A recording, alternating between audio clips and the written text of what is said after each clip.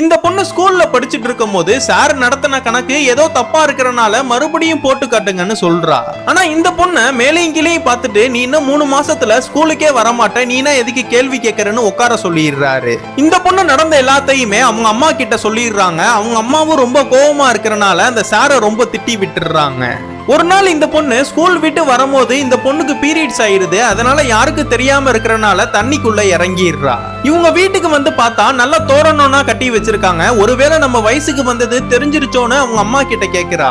இன்னைக்கு பௌர்ணமியில சாமிக்கு பூஜைனா பண்ணணும்ல, சீக்கிரம் கிளம்பு வா போலான்னு கூப்பிடுறாங்க. அங்க நைட்டு கோயிலுக்கு போனா வயசுக்கு வராத எல்லா பெண்களுமே கையில குடத்தை வச்சுக்கிட்டு சாமிக்கு பூஜை பண்றதுக்காக நின்னுட்டு இருக்காங்க. அதுல தமிழ்ங்கிற இந்த பொண்ணு ரொம்ப பயந்துகிட்டே நின்னுட்டு இருக்கா. அந்த கோவில்ல சாமியார்ற ஒரு பாட்டி யாராவது வயசுக்கு வந்து இந்த சாமிக்கு பூஜை பண்ணிட்டீங்கன்னா கரெக்டா அமாவாசைக்குள்ள ரத்தம் கட்டியே செத்துருவீங்கன்னு சொல்றாங்க. இதனா கேக்குற தமிழும் ரொம்ப பயப்பட ஆரம்பிக்கிறா. இந்த பொண்ணு உள்ள போய் சாமிக்குனா பூஜை பண்ணி அந்த சாமி கிட்ட நடந்த எல்லாத்தையுமே சொல்லி மன்னிப்பு கேக்குறா. அமாவாசை வரதுக்கு இன்னும் கொஞ்ச நாள் தான் இருக்கு. அதனால இந்த பொண்ணு வர ஒவ்வொரு நாளுமே பயந்துகிட்டு இருக்கா.